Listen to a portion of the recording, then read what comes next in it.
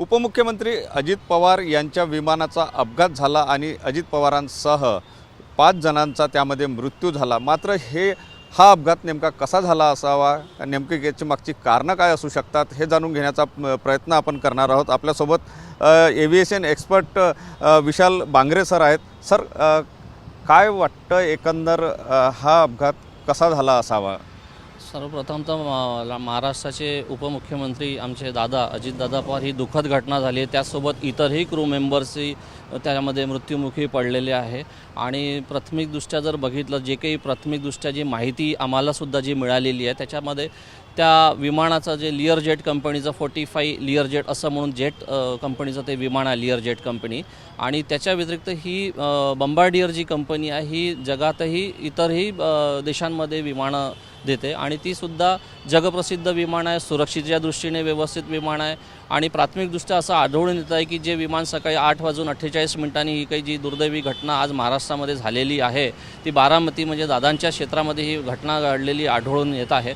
आणि त्याच्यामध्ये सुद्धा पायलटनी जो काही प्रथमदृष्ट्या त्यांनी प्रयत्न केलेला दिसतोय लँडिंगला, आणि तो त्याचा यशस्वी प्रयत्न झाल्यानंतर म्हणजे एक VIP ऑन बोर्ड असताना जो त्यांनी प्रयत्न केला, जे नियम असतात त्याचा पालन करून त्यांनी तो प्रयत्न केलेला आहे। आणि सध्या थंडीचं वातावरण असल्यामुळे म्हणजे त्याच्यामुळे धुकाचं म्हणजे विजिबिलिटी लो असल्यामुळे तो प्रकार दिसतो आहे, पण सुद्धा त्यांनी प्रयत्न केलेला दिसतो आहे। आणि इतरही बाबीचं त्यांनी पालन केल्याचं दिसून येतं आहे, कारण की विमान उडण्यापूर्वी VIP ऑन बोर्ड असताना सगळ्या चेक्स केल्यानंतरच ते विमान टेकऑफच्या घेतं आणि त्यानंतर जे काही त्याच्यात इतर टेक्निकल बाबीच्या अडचणी दिसून येतात आहे, पण त्या अडचणी नाही आहे, त्या नियमाच्या अधीन राहून त्यांनी तो प्रयत्न केलेला दिसतो आहे। सर, तुम्ही म्हटलं की विजिबिलिटीचा जो प्रश्न आहे तिथे धुके जर समजा असेल तर जेव्हा विमान मुंबईवरून निघालं आणि बारामती त्याआधी ह्या सगळ्या बाबी चेक केल्या जात नाही का?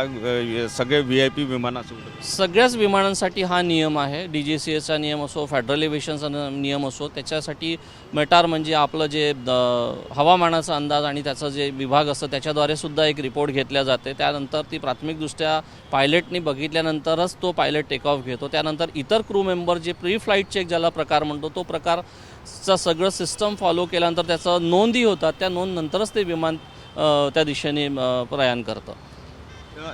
यामध्ये एवढ्या सगळ्या चेक करूनच जर अशा प्रकारे विमान निघत असतात तर मग नेमकी चूक कुठे झाली असावी, काय नेमकी चूक असावी असं तुम्हाला एक्सपर्ट म्हणून वाटतं? आता ही जी चूक आहे ही आता विजिबिलिटीचा प्रकार एक थोडा दिसून येत आहे व पायलटनी लँडिंगच्या पूर्वी जी काही एक रनवेचा वरतून पडताळणी करून जी त्याचं जे सर्किट आमचा प्रकार असतो त्या सर्किटला त्यांनी फॉलो करून त्यांनी प्रथमदृष्ट्या प्रयत्न केला। त्यानंतर त्यांनी व्यवस्थित पाहणी केल्यावर जे VIP ऑन बोर्ड म्हणा किंवा इतर बाबीची त्यांनी कडेकोड पालन केल्याचं दिसून येत आहे व त्यानंतर अगदी 100 फुटाच्या अंतरावर ते कोसळल्याचे जे प्राथमिकदृष्ट्या जी माहिती मिळून राहिलेली आहे त्यामुळे म्हणजे धुक्यांमुळे तरी कुठेतरी तो घात झाला असावा असं दिसून येत आहे। आणि इतर बाबीला पण त्यांनी जो प्रयत्न करत असताना मेडे हा कॉल दिलेला, हा कॉल म्हणजे इतर सुरक्षा यंत्रणाला अलर्टचा इशारा दिला जातो की आता ती स्थिती त्यांच्या नियंत्रणाबाहेर जात आहे आणि ते प्रयत्न करतात असं त्याचा समज असतो। सर, अगदी म्हणजे लँडिंग होण्याच्या अगदी काही वेळापूर्वी आणि त्या ठिकाणी ब्लास्टसुद्धा झाला, तर यामध्ये जे फ्यूल असतं ते ओव्हरफ्ल्यू असतं की नेमकं कशा प्रकारे ते भरल्या जातं? प्रत्येक विमानाच्या कॅपॅसिटीप्रमाणे त्याच्यात एक फ्युलिंग असतं आणि ज्या अंतरावर ते विमान जाणार त्याच्याप्रमाणे त्यात 45 मिनिट्सचं रिझर्व्ह फ्यूलसुद्धा असतं। इमर्जन्सीमध्ये समजा ऑल्टरनेट एअरपोर्टला त्या अशा आपात स्थितींमध्ये जर जायचं आहे तर तेवढी फ्यूलची त्याच्यात कॅपॅसिटी असते। आता हे विमान प्राथमिकदृष्ट्या जी काही माहिती मिळालेली आहे त्याद्वारे ते आदळल्यानंतर काही वेळानंतर किंवा काही क्षणानंतर जरी स्फोट झालेला असं दिसून येत आहे, पण त्यावेळेस त्यांनी यंत्रणेनं अलर्ट केलेल्या पायलटची सूचना दिसून येत आहे। यामध्ये आपण जर बघितलं तर विमानामध्ये ब्लॅक बॉक्स जो असतो तो महत्त्वाची भूमिका आहे।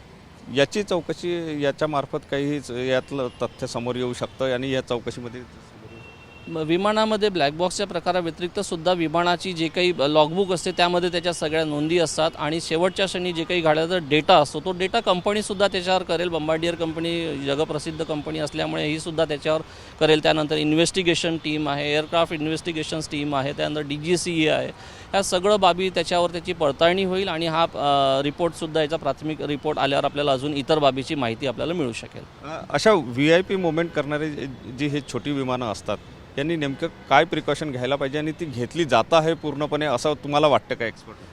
ते सगळी ती यंत्रणा जी काही अकाउंटेबल मॅनेजर असतो, त्यानंतर क्रू मेंबर्स असतात, इंजिनिअरिंग असतो, त्याची सगळी लॉगबुकची नोंद होते आणि ती DGCA सुद्धा त्याची ऑडिट रिपोर्टप्रमाणे पडताळणी करत असते.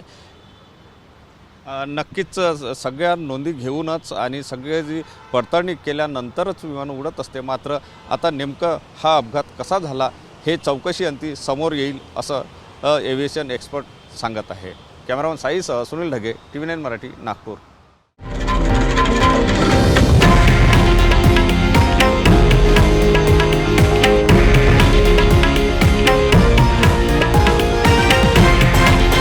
हे आहे देशातील नंबर 1 न्यूज नेटवर्क आणि आपण पाहत आहात TV9 मराठी, एकमेव.